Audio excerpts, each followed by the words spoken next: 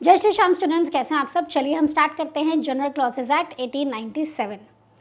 अब ये क्या लिखा है मैम, एक्ट 10 ऑफ 1897। तो ये 1897 में 10th नंबर का एक्ट था जो बना था। ठीक है, चलिए उसके बाद हम बात करेंगे कि इसकी हिस्ट्री क्या है। तो जनरल क्लॉसेज एक्ट पहले 1868 था जिसमें 10 सेक्शंस थे, फिर 1887 था जिसमें 8 सेक्शंस थे। फाइनली 1897 में आपका 31 सेक्शंस के साथ जनरल क्लॉसेज एक्ट 1897 आया। पर्पस क्या था, to consolidate and extend the old general clauses act. तो पुराने के जनरल क्लॉसेज एक्ट को अमेंड करना, एक्सटेंड करना, इकट्ठा करना, ये पर्पस था। तो इसलिए जीसी 1897 आया विद 31 सेक्शंस। इस चैप्टर में हम क्या पढ़ेंगे, जनरल क्लॉसेज एक्ट 1897 में ये सारे सेक्शंस आपको पढ़ने हैं। सेक्शन नंबर 1, 2 आपका डिलीट हो गया है। सेक्शन 3 से लेके 4A, 5 से लेके 13, 14 से लेके 19, 20 से लेके 24 एंड 25 से लेके 30। ये सब अलग अलग हेडिंग्स में डिवाइडेड है। जैसे जैसे हम पढ़ेंगे आपको पता चल जाएगा, राइट। चलिए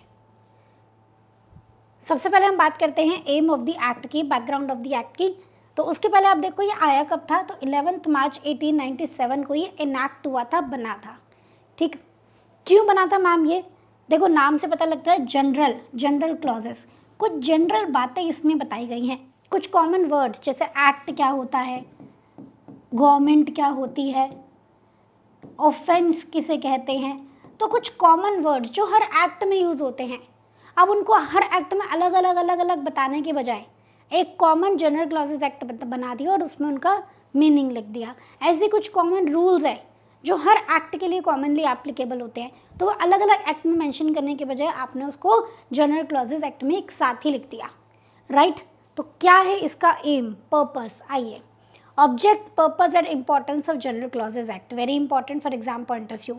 ऑब्जेक्ट ऑफ द एक्ट मतलब पर्पस ऑफ द एक्ट बहुत हैं, जैसे सेंट्रल एक्ट्स के लैंग्वेज को शॉर्टन करना। मैम ये कैसे, देखो सपोज कंपनीज एक्ट में कॉमन वर्ड्स यूज हो रहे हैं, एक्ट, सेंट्रल गवर्नमेंट होते हैं, तो अब वो बार बार फिर जिस कंपनीज एक्ट में भी यूज हो रहे हैं, एलएलपी एक्ट में भी यूज हो रहे हैं, बहुत नेगोशिएबल एक्ट में भी यूज हो रहे हैं। तो हर एक्ट में इन सारे जो पूरे जीसीए में आप डेफिनेशन पढ़ोगे वो बार बार दी जाएंगी, तो कितने लेंदी हो जाएंगे। ये रूल्स रेगुलेशन हर एक्ट में अलग अलग लिखे जाएंगे जो कॉमन रूल्स है, तो कितने लेंदी एक्ट हो जाएंगे। तो उन एक्ट की लैंग्वेज को शॉर्टन करने के लिए ये कॉमन पॉइंट्स अलग से एक जगह पे लिख दिए गए, ठीक है। तो सेंट्रल एक्ट्स की लैंग्वेज को शॉर्टन करने के लिए जो बार बार रिपीट होने वाली चीज़ें हैं उनको अलग से लिख दिया गया। To provide as far as possible for uniformity of expression in central acts, हर एक्ट में एक वर्ड का, कॉमन वर्ड का एक ही सा मतलब रहे, यूनिफॉर्मिटी रहे, इसीलिए एक ही जगह पे लिख दिया।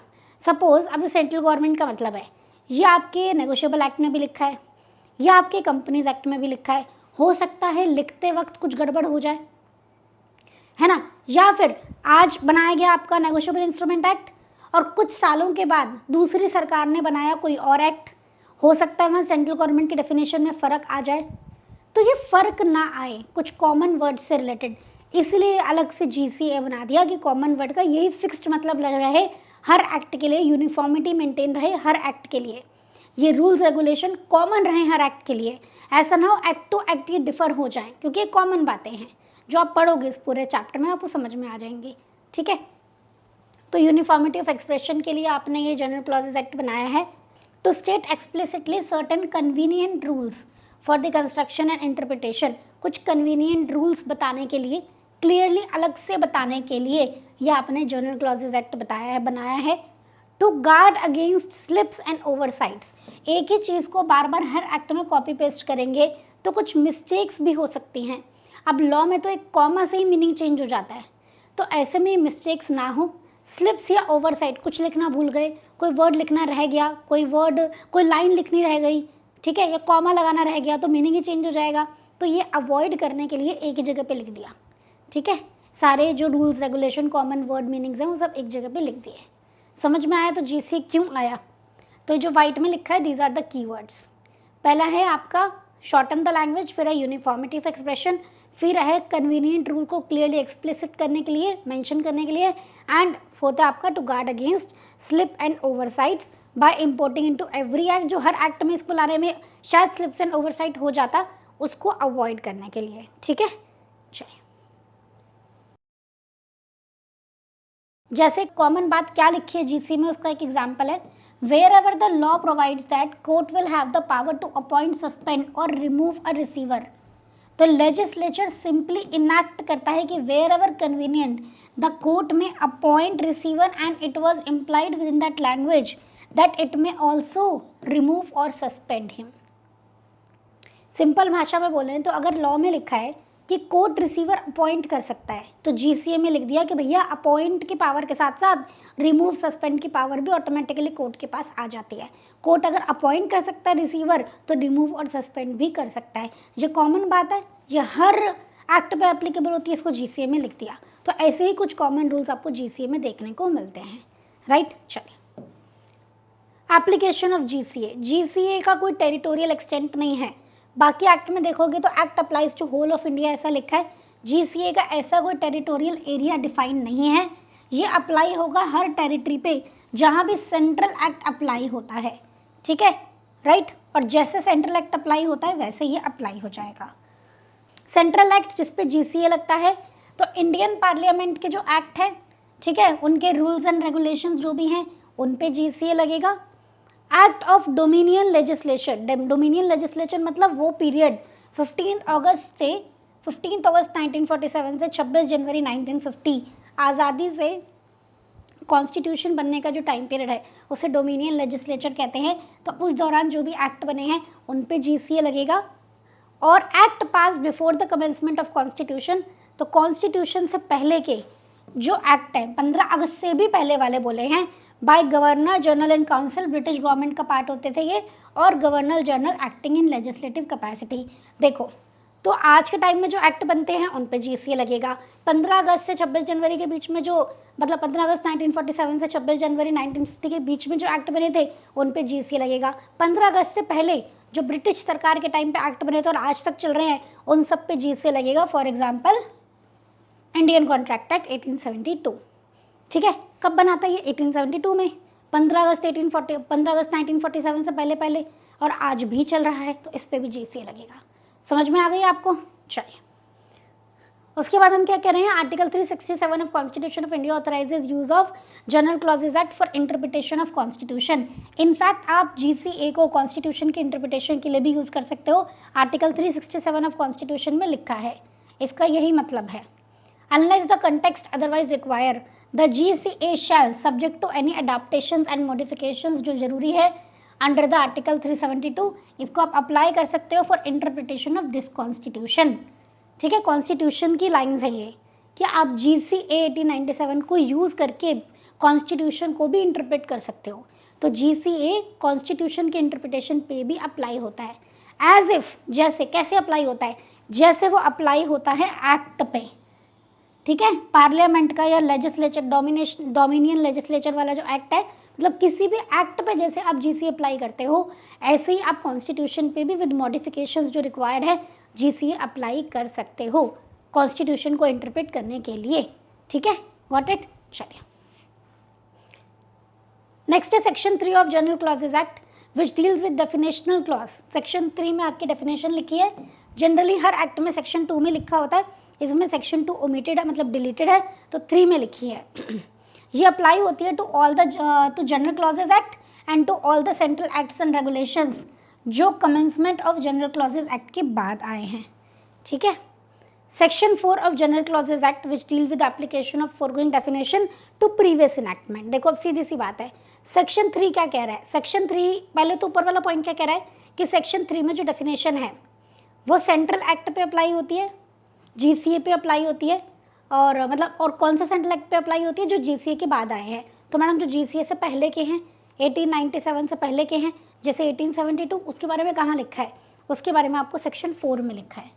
Section 4 of GCA general clauses act which deal with application of foregoing, मतलब above mentioned definitions to previous enactment applies to central acts and after 3 January 1868 to regulations made after 14 January 1887, ठीक है। तो जो सेंट्रल एक्ट 3 जनवरी के बाद बने हैं और रेगुलेशंस 14 जनवरी 1887 के बाद बनी है, उस पर अप्लाई होता है। ये बात कहाँ लिखी है? सेक्शन 4 में लिखी है, ठीक। चलिए, कुछ बेसिक अंडरस्टैंडिंग है लेजिस्लेशन के बारे में, ठीक है। कुछ बेसिक बेसिक बातें, प्रियम्बल क्या होता है, क्योंकि हर एक्ट का प्रियम्बल होता है, तो प्रियम्बल के बारे में आपको जानना ज़रूरी है। एवरी एक्ट हैज़ प्रियम्बल, जो एक्सप्रेस करता है scope, objective and purpose of the act. Preamble का मतलब ये होता है पर्पस ऑफ द एक्ट, जो एक्ट आप पढ़ने वाले हो वो क्यों आया था, क्या पर्पस है उसका। जैसे आपका जीसीए का पर्पस क्या है, to consolidate and amend the existing general clauses act. ठीक, तो इस तरीके से हर एक्ट का एक पर्पस होता है, वो प्रियम्बल में लिखा होता है। प्रियम्बल डिस्क्लोज करता है प्राइमरी इंटेंशन, ठीक है। इसको आप कंस्ट्रक्शन के एड की तरह यूज़ कर सकते हो, मतलब हेल्प की तरह यूज़ कर सकते हो। कंस्ट्रक्शन मतलब आप इंटरप्रिटेशन समझ लो कि आप जब एक्ट को समझ रहे हो तो उसके लिए आप हेल्प ले सकते हो प्रियम्बल की, ठीक है। अगर आपको एक्ट की लैंग्वेज थोड़ी सी क्लियर नहीं लग रही है तो, पर अगर प्रियम्बल कुछ और कह रहा है और एक्ट में कुछ और लिखा है, किसकी बात मानोगे, एक्ट की बात मानोगे, ठीक है। तो preamble cannot override the provisions of enactment provision of the act, right. चलिए, preamble of negotiable instrument act जैसे क्या कहता है, to define and amend the laws relating to promissory note, bill of exchange, cheque, ठीक है। Companies act का provision कहता है to consolidate and amend the law relating to companies. तो बेसिकली प्रियम्बल से पता लगता है कि एक्ट क्यों बना था, राइट। चलिए, अब हम बात करेंगे कुछ डेफिनेशंस के बारे में। वैसे तो डेफिनेशन हर एक्ट में अपनी अपनी गिवन होती हैं, पर अगर किसी एक्ट में कोई डेफिनेशन गिवन नहीं है, जैसे सिक्योरिटीज़ की डेफिनेशन कंपनीज एक्ट में नहीं है, तो सिक्योरिटीज़ कॉन्ट्रैक्ट रेगुलेशन एक्ट में देखो, वहाँ भी नहीं है, तो जीसीए में देख लो, ठीक है। तो अगर कोई सपोज एग्जाम्पल है मेरा, सपोज कोई डेफिनेशन आपकी उस पर्टिकुलर एक्ट में नहीं है, तो आप जीसीए में रेफर कर सकते हो, ठीक है। तो definitions are defined in the act itself. However, if there may be words which are not defined in the definition of the act, the meaning of such word may be taken from GCA. Sometimes definitions are referred in other statute. मैंने आपको बताया जैसे companies act की securities की definition आपको बोला है कि वो देखो जो सिक्योरिटीज़ कॉन्ट्रैक्ट रेगुलेशन एक्ट में है, तो वहाँ से भी देखी जा सकती है, ठीक है। मेंशन होती है कि यहाँ पे सिक्योरिटी का मतलब क्या है, जो उस एक्ट में लिखा है, किसी और एक्ट का भी रेफरेंस दे सकते हैं, ठीक है। Sometimes definitions are referred in other statutes. If words are not defined in respective acts, such word are to be taken from General Clauses Act. और अगर किसी एक्ट में भी मेंशन नहीं है उसका मीनिंग, तो जीसीए में देख लो, मैंने आपको बताया था। एग्जाम्पल, सिक्योरिटी जो कंपनीज एक्ट में यूज होता है वो कंपनीज एक्ट में नहीं लिखा है, वो सिक्योरिटीज कॉन्ट्रैक्ट रेगुलेशन एक्ट के सेक्शन 2 क्लॉज H में लिखा है, ठीक है। तो उसको हम कंपनीज एक्ट पे एज इट इज अप्लाई कर देंगे, वहाँ भी नहीं लिखा होता तो हम फिर जीसीए में देखते, ठीक है। सेक्शन 7 में कंपनी के इनकॉर्पोरेशन में एक एफिडेविट लगता है। अब एफिडेविट का मतलब क्या होता है, ये लिखा ही नहीं है, तो आप उसे जीसीए से देखेंगे। ये कुछ एग्जांपल्स हैं। चलिए, नेक्स्ट है आपका मीन्स एंड इंक्लूड्स। अब आप डेफिनेशन जब देखोगे तो स्टार्ट होती है या तो कभी कभी मीन्स से या कभी कभी इंक्लूड से। जब डेफिनेशन स्टार्ट होती है तो कभी कभी मीन्स से स्टार्ट होती है और कभी कभी इंक्लूड से स्टार्ट होती है।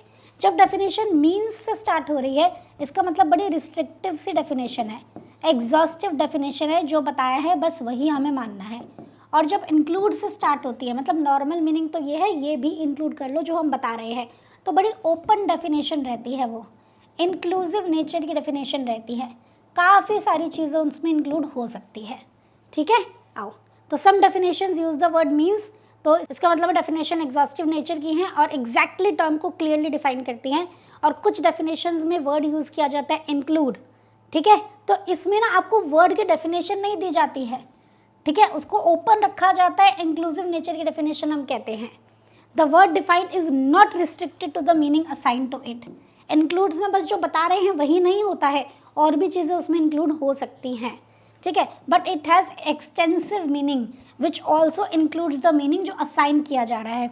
तो जब इंक्लूड्स करके डेफिनेशन है, जैसे डॉक्यूमेंट ऑफ टाइटल इंक्लूड्स, तो उसमें बस ये नहीं है कि यही डॉक्यूमेंट ऑफ टाइटल है, उसमें जो हम बता रहे हैं उसके अलावा और भी चीज़ें आ सकती हैं, ये मतलब होता है। क्लियर है, समझ में आ गया आपको। चलिए, एग्जाम्पल जैसे कंपनी है, सेक्शन 2 क्लॉज 20, कंपनी मीन्स, भैया जो बता रहे हैं बस यही कंपनी है, ठीक है। आ जाओ, वर्ड डिबेंचर, तो डिबेंचर में आप डेफिनेशन देखोगे तो लिखा है debenture includes, debenture stock bond, जब भी इंक्लूड्स होता है ना तो उसमें कुछ ना कुछ आगे एग्जाम्पल्स दिए होते हैं। भैया नॉर्मल डिबेंचर तो होता ही है, उसमें स्टॉक बॉन्ड्स ये भी आ जाते हैं, समझ में आया। तो मीन्स वर्ड है तो बस यही मीनिंग है, इंक्लूड वर्ड है तो इसके अलावा और भी चीज़ें ऐड ऑन हो सकती हैं, ठीक है। चलिए, शैल एंड मे का यूज़ कैसे होता है, ध्यान से देखो। Shall is used for mandatory provision, करना ही कर रहा है, कोई ऑप्शन नहीं है। And may is used for optional provisions, ठीक है। The word shall is used to raise the presumption of something which is mandatory or imperative, while word may is used to connote something which is not mandatory but is directory or we can say optional, ठीक है। समझने के लिए optional समझना, पर लिखने के लिए आपको डायरेक्टरी ही लिखना पड़ेगा। डायरेक्शंस दी हैं, आप पे थोपा नहीं, आपको बताया कि वैसे कर सकते हो, ठीक है। मे वर्ड जब यूज होता है, एग्जाम्पल देखो कि section 3 of companies act, company may be formed for any lawful purpose, पर यहाँ पे क्या मतलब आप अनलॉफुल के लिए भी कंपनी बना सकते हो क्या? जी नहीं, ठीक है। कभी कभी मे को आपको शैल समझना पड़ता है। यहाँ लिखा है company may be form for special purpose for lawful purpose, इसका मतलब नहीं है कि इलीगल के लिए भी बना सकते हो। यहाँ मे को शैल पढ़ना पड़ेगा, भैया कंपनी आप लॉफुल पर्पस के लिए ही बना सकते हो। इस एग्जाम्पल को समझने का दूसरा तरीका भी होता है, बट मेरा यहाँ कहने का आपका मतलब ये है कि कभी कभी ऐसा हो जाता है हमें मे को शैल पढ़ना पड़ता है। जब हम मे पढ़ रहे हैं तो प्रोविजंस अटपटा लगता है, तो हमें मे को शैल पढ़ना पड़ जाता है, ठीक। चलिए अब आ जाते हैं हम एक्ट। अब आपने यहाँ से स्टार्ट हो रहा है, अभी तक हम बेसिक बातें पढ़ रहे थे। सबसे पहले है आपका section number 1 preliminary. This act may be called general clauses act. Preliminary में आपका एक्ट का नाम लिखा होता है, तो it is an introductory part जिसमें short title, extent, commencement and applicability लिखी होती है, ठीक है। तो जनरल क्लॉजेज एक्ट में सिर्फ शॉर्ट टाइटल है, आगे एक्सटेंट, कमेंसमेंट वगैरह है ही नहीं, ठीक है। सेक्शन 2 आपका हट गया है, मैं आपको ऑलरेडी बता चुकी हूँ। डेफिनेशंस आपके सेक्शन 3 में गिवन थी। सेक्शन 3 अप्लाई होता है जनरल क्लॉजेज एक्ट पे भी, और 1897 के बाद जो एक्ट और रेगुलेशन बने हैं उस पर भी, ठीक है। उनकी अपनी डेफिनेशन है तो अलग बात है, वरना जीसीए को वो रेफर कर सकते हैं, या फिर उनमें कुछ और सेपरेट बात लिखी है तो उनको अपनी बात माननी पड़ेगी, वरना जीसीए को रेफर कर सकते हैं। ये बात यहाँ पे लिखी है। पहली डेफिनेशन है आपकी एक्ट की, section 3 clause 2, act is use with reference to offence और सिविल रॉन्ग। एक्ट का मतलब यहाँ पे ऑफेंस, गलत काम के लिए, सिविल रॉन्ग के लिए यूज किया जाता है। Include series of acts and words which refer to act done and extend also to illegal omission. Act का मतलब क्या होता है? जब एक्ट लिखा है ना, एक्ट के अंदर एक्ट लिखा है, तो एक्ट का मतलब है इलीगल एक्ट, कुछ गलत एक्ट, कुछ ऑफेंसिव एक्ट, ठीक है। कुछ गलत काम करना, उसको डिनोट कर रहा है एक्ट शब्द। अब कभी कभी इलीगल ओमिशंस भी हो सकते हैं। आप कुछ करना भूल गए, आपसे कुछ करना रह गया, जो कि एक इलीगल रूप धारण कर ले।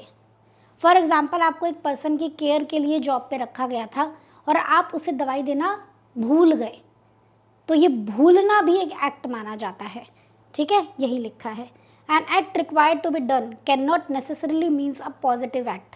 It may also include act which is precluded from doing from decree. मतलब आपने वो नहीं किया, या फिर आपको कुछ करने के लिए मना किया गया है, वो भी एक एक्ट होता है। या आपने कुछ नहीं किया, करना था, आपको ड्यूटी थी, वो भी एक्ट होता है। This definition is based on section 32 and 33 of Indian penal code.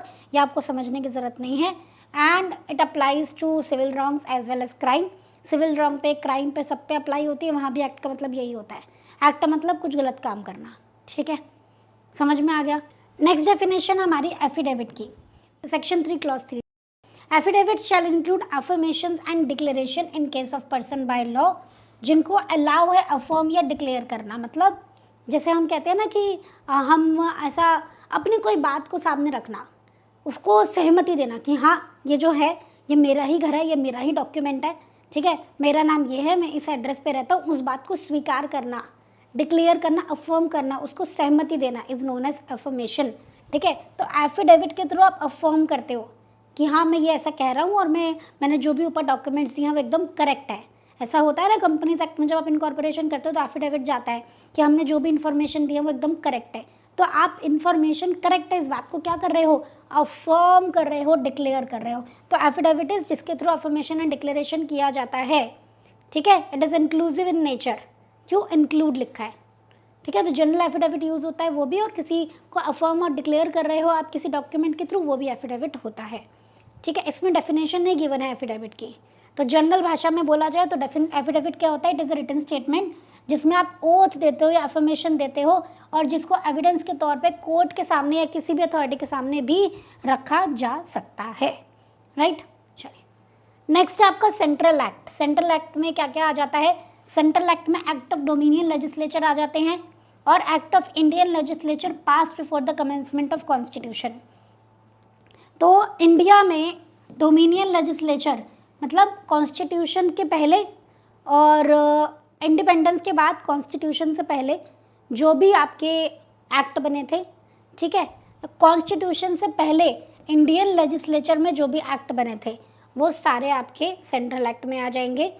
और act made before such commencement by governor general in council or governor general acting in legislative capacity, basically British सरकार के time पे जो भी act बने थे और आज तक चल रहे हैं वो भी आपके एक्ट की डेफिनेशन में आ जाएंगे, ठीक है।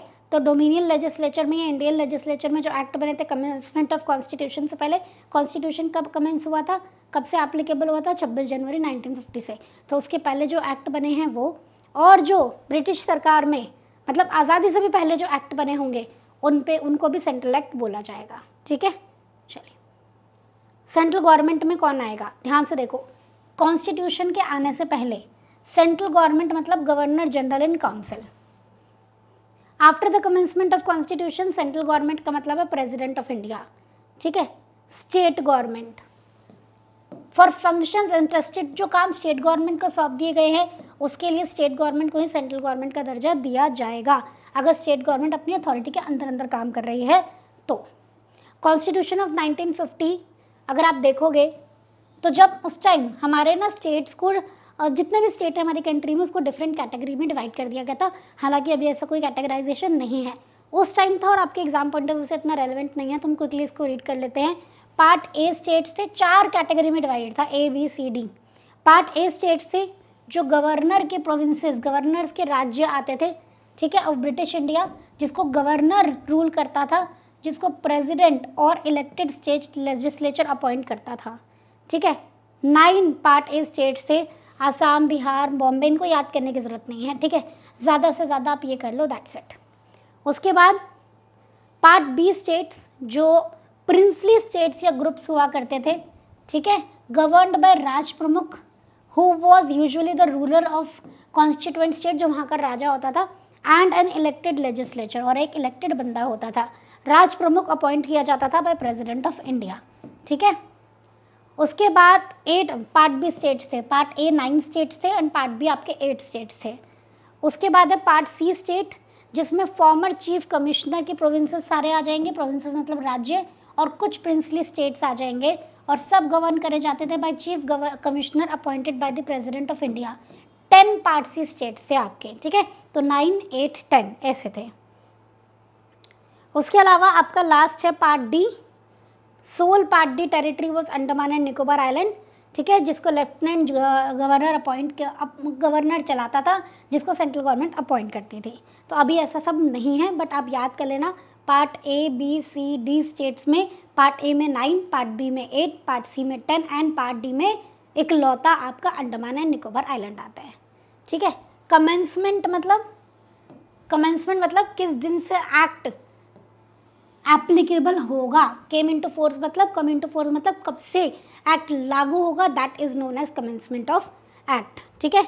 लॉ जब तक एप्लीकेबल नहीं होता है जब तक उसे एप्लीकेबल ना कराया जाए, ठीक है, unless it is brought into operation by legislative enactment or by exercise of authority by delegate empowered to bring into operation. जब एक्ट बनाया जाता है तो किसी पर्सन को सौंपा जाता है कि इसको एप्लीकेबल कराओ, जब वो ऑपरेशन में लाता है तब एक्ट एप्लीकेबल होता है, बनते ही एप्लीकेबल नहीं हो जाता है, ठीक है। चलिए नेक्स्ट डेफिनेशन हमारी document. What do you mean by document, ठीक है, इसको इंटरप्रिटेशन ऑफ स्टैट्यूट्स चैप्टर में भी हम अच्छे से कर रहे हैं। डॉक्यूमेंट का मतलब क्या होता है, डॉक्यूमेंट शैल इंक्लूड, डॉक्यूमेंट का मतलब कोई भी मैटर, कोई भी चीज़ जो रिटन है, एक्सप्रेस्ड या डिस्क्राइब्ड है किसी सब्सटेंस पे, किसी चीज़ पे, ठीक है, कैसे लिखी है आपने, लेटर यूज़ करके, फिगर्स यूज़ करके, उनके कॉम्बिनेशन से, क्यों लिखी है आपने, क्यों एक्सप्रेस की है, ठीक है, कि आप उसे यूज़ कर रहे हो, किस लिए, for the recording of the matter. तो डॉक्यूमेंट किस लिए होता है? कोई चीज़ को रिकॉर्ड करने के लिए तो होता है। सिंपल, कोई भी मैटर, कोई भी बात रिटन है या एक्सप्रेस्ड है किसी सब्सटेंस पे, किसी चीज़ पे, पेपर पे, सीडी पे, सीडी वाली सीडी नहीं, गोल सीडी पे, पेन ड्राइव में, कहीं भी, ठीक है, लेटर्स, फिगर्स, कॉम्बिनेशंस के द्वारा जिसको यूज़ किया जाता है या जिसको आप यूज़ कर सकते हो, मतलब इंटेंशन आपका है कि आप यूज़ करोगे या जिसको यूज़ किया जा सकता है फॉर रिकॉर्डिंग, मतलब क्यों कर रहे हो, क्यों आप ये एक्सप्रेस कर रहे हो, फॉर रिकॉर्डिंग दैट मैटर। समझ गए? ठीक है, चलिए, इट इज़ योर डॉक्यूमेंट। तो सिंपल भाषा में भी तो डॉक्यूमेंट का यही मतलब होता है कि कुछ भी ऐसा लिखना, कुछ भी एक्सप्रेस करना जिसको सेव किया जा सके, जिसको संभाल के रखते हैं हम फॉर पर्पज़ ऑफ रिकॉर्डिंग, ठीक है, उसको रिकॉर्ड के तौर पे रख सके, उसको सेव करके रख सके, यही तो होता है डॉक्यूमेंट का मतलब। ठीक है, चलिए, इंक्लूसिव डेफिनेशन है, इंक्लूड लिखा है। Next is your enactment. Enactment include any act, ठीक है, मेड बाय यूनियन पार्लियामेंट और स्टेट लेजिस्लेचर। तो सेंट्रल गवर्नमेंट, स्टेट गवर्नमेंट कोई भी एक्ट पास करती है उसे इनैक्टमेंट बोलते हैं। ठीक है, इनैक्टमेंट में बेसिकली अगर इनैक्टमेंट में जो सेक्शन 6 आप पढ़ोगे, इफेक्ट ऑफ रिपील, ठीक है, तो अगर पूरा एक्ट रिपील हो जाता है तो मैं आपको सिंपल भाषा में बताऊँ again, since enactment is defined to include any provision of the act. क्या लिखा है देखो, इनैक्टमेंट में एक्ट भी आता है और एक्ट के अंदर के मैटर भी आता है। ठीक है, तो अगर पूरा एक्ट डिलीट होता है या एक्ट के अंदर का कोई पर्टिकुलर पॉइंट डिलीट भी होता है तो भी सेक्शन 6 अप्लाई हो जाता है, जिसमें रिपील के, डिलीट होने के इफेक्ट के बारे में बात की जा रही है। सिंपल भाषा में इनैक्टमेंट का मतलब एक्ट या एक्ट के अंदर की बातें, पूरा एक्ट भी इनैक्टमेंट है, उसके अंदर के प्रोविजंस भी इनैक्टमेंट है। ठीक है, तो जब इफेक्ट ऑफ रिपील हम पढ़ेंगे तो पूरे एक्ट पर उसके अलग अलग प्रोविजंस पे भी लगेगा। एक प्रोविजन भी रिपील होता है तो सेक्शन 6 अप्लाई हो जाएगा, उसको अकॉर्डिंगली स्टडी किया जाएगा। राइट, चलिए, नेक्स्ट है आपका financial year. This is important for exam point of view. Financial year shell mean the year commencing on the first day of April. The term year has been defined under section 3 clause 66 as the year reckoned according to British calendar। British calendar के हिसाब से year क्या है फटाफट से बताएंगे आप। Year, खाली ईयर के बारे में बात करें तो 1 जनवरी से लेकर 31 दिसंबर। ठीक है, तो जनरल क्लॉजेज एक्ट में भी अगर ईयर पढ़ोगे तो कैलेंडर ईयर होगा, जनवरी टू दिसंबर। पर हम क्या पढ़ रहे हैं, फाइनेंशियल ईयर, तो हमारे लिए फाइनेंशियल ईयर क्या होगा, 1 अप्रैल से 31 मार्च। सिंपल। फिर आगे आ जाती है आपकी डेफिनेशन गुड फेथ की। A thing shall deem to be done in good faith, मतलब अगर आपने ऑनेस्टली किया है, भले आपसे गलती से कोई गड़बड़ हो गई हो, दैट इज डिफरेंट थिंग। कोई चीज़ आपने अच्छी नीयत से ऑनेस्टली किया है तो उसे गुड फेथ बोलेंगे। नेग्लिजेंटली हुआ है, नहीं हुआ है, वो अलग बात है। ठीक है, दस anything done with due care, आपने प्रॉपर ध्यान रखा था, and attention which is not mala fide, मतलब विद बैड थॉट्स, तो हम मानेंगे कि वो गुड फेथ में काम हुआ है। ठीक है, मतलब अगर मान लो एक अथॉरिटी को पता था गड़बड़ है फिर भी उसने इंक्वायरी नहीं की तो माना जाएगा कि उसने गुड फेथ में काम नहीं किया है। ठीक है, कभी कभी गुड फेथ की अलग अलग एक्ट में अलग डेफिनेशन गिवन है तो आप वही लोगे, नहीं गिवन है तो आप जीसीए से पिक कर लोगे।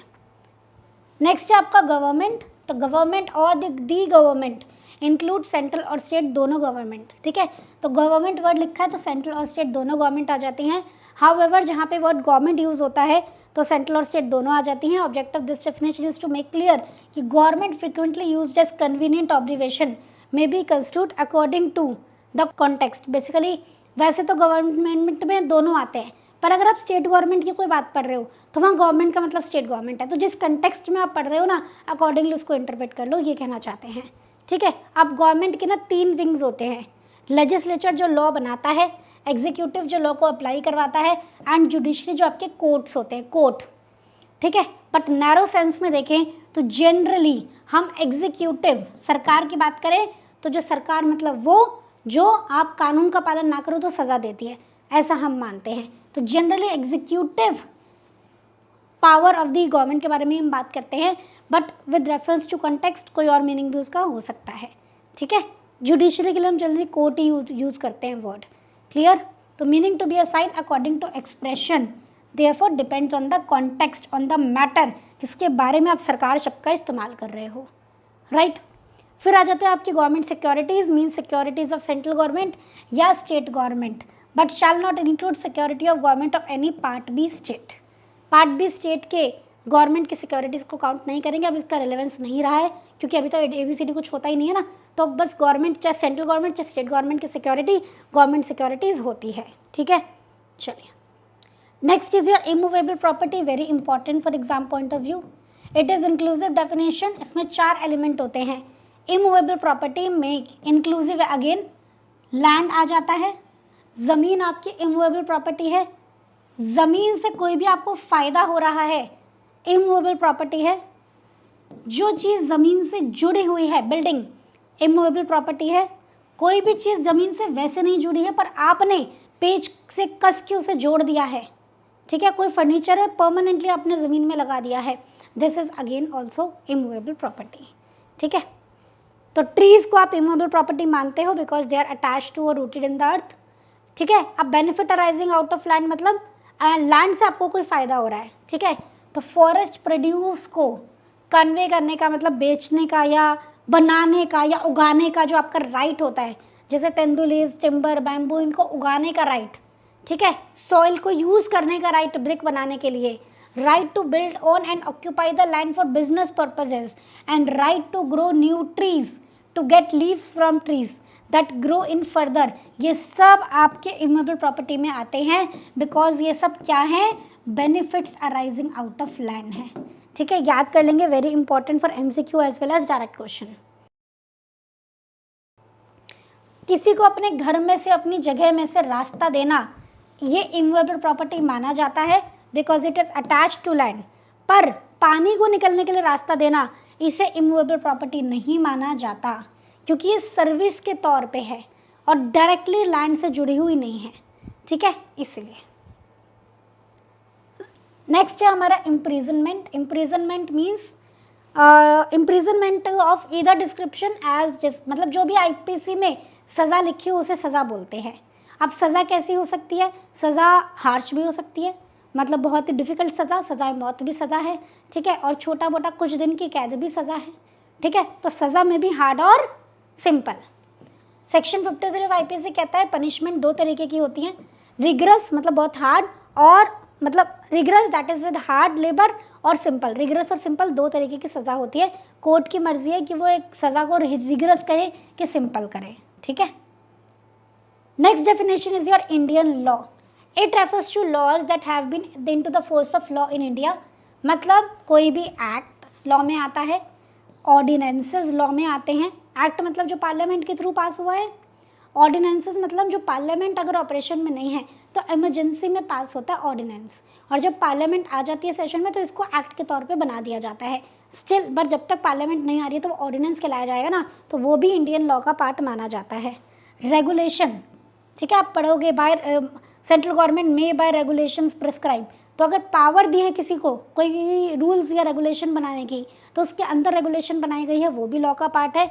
Similarly rules, order, by law या कोई भी लीगल इंस्ट्रूमेंट जो कॉन्स्टिट्यूशन से आने से पहले था, ठीक है, या फिर कुछ इंडिया के रीजन्स में भी एप्लीकेबल था कॉन्स्टिट्यूशन के आने के बाद, तो बेसिकली वो भी आपका सब लॉ का पार्ट हो जाता है। और एक बात आप ध्यान रखेंगे, देखो एक चीज़ देखो, एक्ट आपका लॉ का पार्ट है, ऑर्डिनेंस लॉ का पार्ट है, रेगुलेशन लॉ का पार्ट है, रूल्स रेगुलेशन एक ही बात बोल दी है यहाँ पे, ठीक है। हालांकि थोड़ा सा डिफरेंस होता है, पर रूल अगर किसी को पावर दी है कि आप रूल बना सकते हो, उसके अंदर जो भी बातें लिखी जाती है उसे रेगुलेशन बोलते हैं। तो रूल्स रेगुलेशन बेसिकली जो भी पावर के थ्रू बनाया गया है वो भी आपका लॉ का पार्ट होता है, ठीक है। कॉन्स्टिट्यूशन के आने से पहले कोई रूल, ऑर्डर, बाय लॉ या कोई भी लीगल इंस्ट्रूमेंट है वो भी लॉ का पार्ट था, और कॉन्स्टिट्यूशन के बाद स्पेसिफिक रीजन्स के लिए अलग अलग कोई रूल बनाए गए हैं वो भी लॉ का पार्ट है। Only laws made by Indian authority, सिर्फ इंडियन अथॉरिटी के लॉ को ही लॉ माना जाएगा, ब्रिटिश लॉज को लॉ नहीं माना जाएगा, इंडिपेंडेंस के बाद वो अप्लाई नहीं होते हैं, ठीक है, समझ में आ गया। चलिए next definition is your month.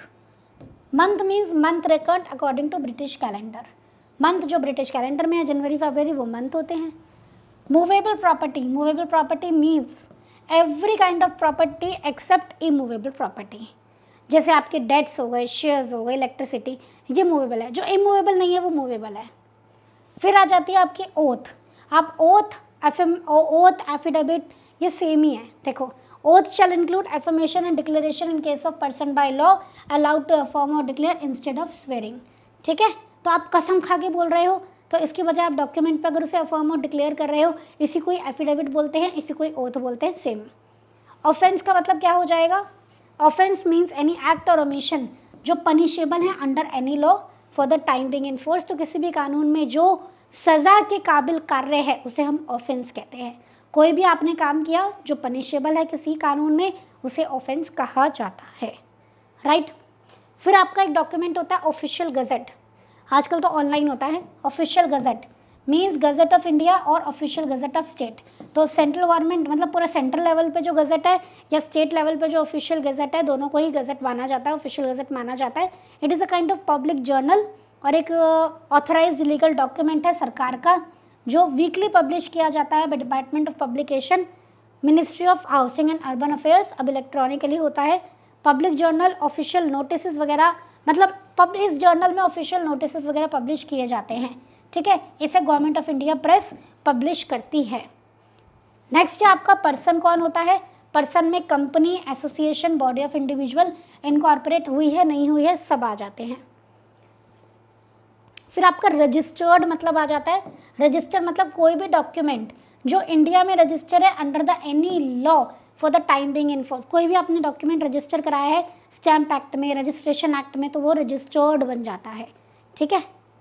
Next है आपका रूल। रूल मीन्स जो पावर जो दी गई थी किसी एक्ट के थ्रू, आप पढ़ोगे central government by rules prescribe, ऐसा लिखा होता है एक्ट में। तो सेंट्रल गवर्नमेंट में जैसे अगर किसी एक्ट में पावर दी गई है रूल बनाने की, तो उसके अंदर जो भी वो रूल्स बनाएगी उसे बोलते हैं रूल, ठीक है। तो पावर होने के बाद आपने जो भी रूल बनाए हैं उसे हम बोलते हैं रूल, और इसमें रेगुलेशन भी आ जाता है। तो रूल और रेगुलेशन में क्या फ़र्क है? ज़्यादा कुछ फ़र्क नहीं है।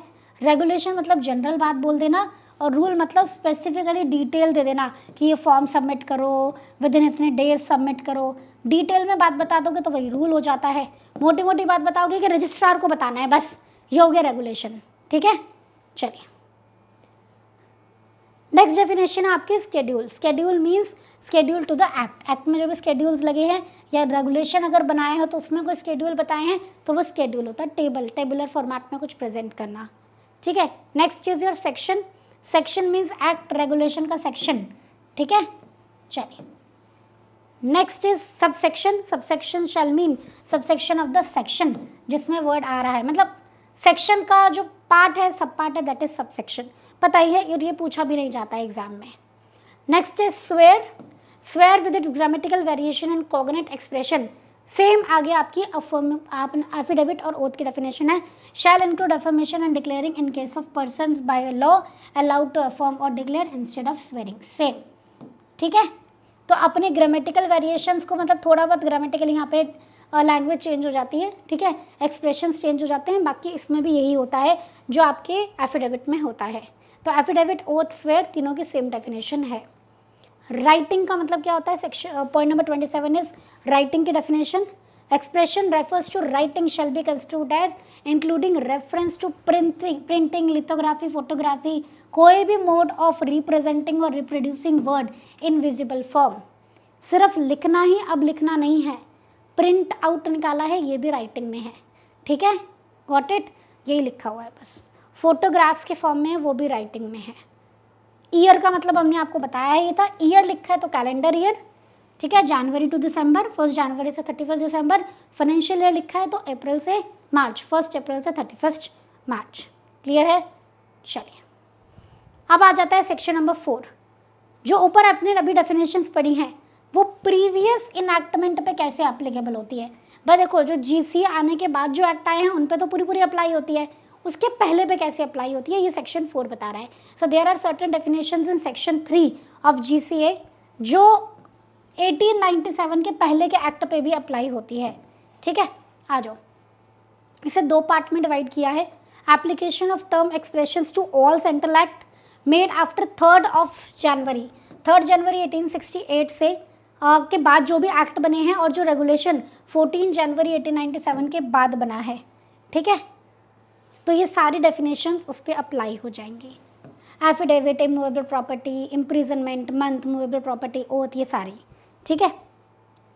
चलिए, टू ऑल सेंट्रल एक्ट्स जो भी 3 जनवरी 1868 के बाद बने हैं, और रेगुलेशन 14 जनवरी 1887 के बाद बनी है, ठीक। चलिए समझ में आ गया इतनी बात। आगे क्या लिखा है देखो, application of terms and expressions to all the central act and regulations जो 14 जनवरी 1887 के बाद बने हैं। तो कुछ डेफिनेशंस ऐसी हैं जो 14 जनवरी के बाद बने हुए एक्ट पे अप्लाई होंगी, जैसे commencement, financial year, offence, registered, schedule, subsection, writing, ये सब अप्लाई होंगी आपके जो भी एक्ट्स और रेगुलेशन 14 जनवरी 1887 के बाद बने हैं उन पे। ठीक है, एग्जाम पॉइंट ऑफ व्यू से बिल्कुल भी रेलिवेंट नहीं है, सिर्फ डेट्स आप याद कर लेना, कौन सी डेफिनेशन कब अप्लाई होगी, डेफिनेशंस की लिस्ट याद करने की जरूरत नहीं है। ठीक है, सर्टेन डेफिनेशन जो इंडियन लॉ पे अप्लाई होती है, section 4A, the definition in section 3 of expression, central act, government gazette, ये सारी जो डेफिनेशन है, ठीक है, ये सभी इंडियन लॉज पे अप्लाई होती है unless there is any contrary mention in the act. Act में कुछ और लिखा तो अलग बात है, वरना ये डेफिनेशन आप देखो कॉमन वर्ड्स हैं, ये सभी लॉ पे अप्लाई होते हैं। ठीक है, जब भी बने हुए इंडियन लॉ सब पे अप्लाई होते हैं।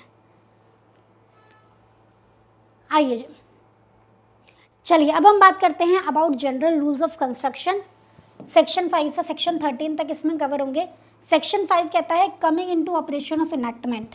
इनैक्टमेंट कब से अप्लाई होता है, जब भी कोई सेंट्रल एक्ट में अगर पर्टिकुलर डेट मेंशन नहीं है तो कब से अप्लाई माना जाएगा, जब से उसे प्रेसिडेंट की या गवर्नर जनरल की। ठीक है, अगर अगर अगर कॉन्स्टिट्यूशन से पहले बने हैं तो गवर्नर जनरल की असेंट मिलती थी और बाद में बने हैं तो प्रेसिडेंट की असेंट मिलती है। ठीक है, तो जब भी उसे असेंट मिली है तब से एप्लीकेबल माना जाता है। ठीक है, और अगर डेट ऑफ इन्फोर्समेंट प्रिस्क्राइब्ड है उसके ऊपर कि इस दिन से एप्लीकेबल माना जाएगा, ऑफिशियल गजट में जब आप छापते हो तभी लिखते हो डेट ऑफ नोटिफिकेशन या डेट ऑफ एप्लीकेबिलिटी, तो जब से वो डेट मेंशन है तब से एप्लीकेबल माना जाएगा।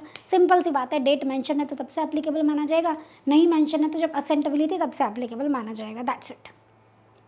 Where any act empowers the government to bring any of the provision into operation on any day which it deems fit, no court can issue a mandamus with a view to compel the government to bring the same into operation on particular day।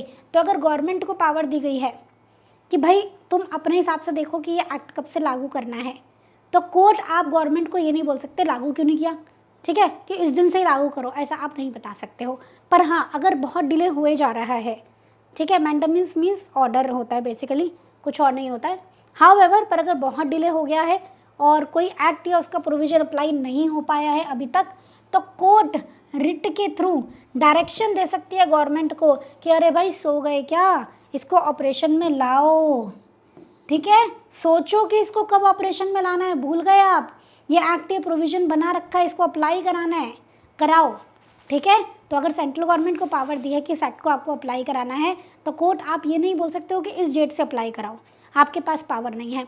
पर हाँ, अगर सरकार बहुत late कर रही है और sufficient time निकल चुका है तो कोर्ट अपने रिट के थ्रू, ठीक है, एक एप्लीकेशन के थ्रू बोल सकती है कि भैया सोचो कि इसको कब से अप्लाई कराना है। ठीक है, चलिए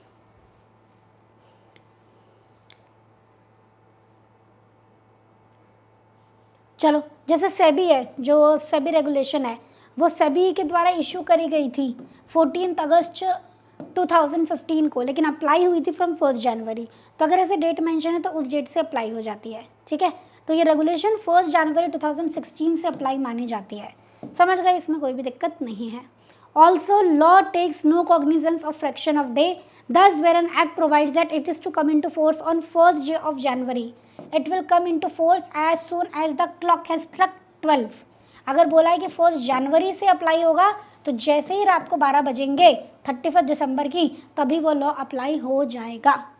ठीक है, गॉट इट। चलिए नेक्स्ट टॉपिक क्या है, प्रिजम्पशन अगेंस्ट रेट्रोस्पेक्टिविटी। रेट्रोस्पेक्टिविटी का मतलब होता है बैक डेट, रेट्रोस्पेक्टिव मतलब बैक डेट। ठीक है, तो क्या एक्ट बैक डेट से अप्लाई होते हैं? जनरली नहीं।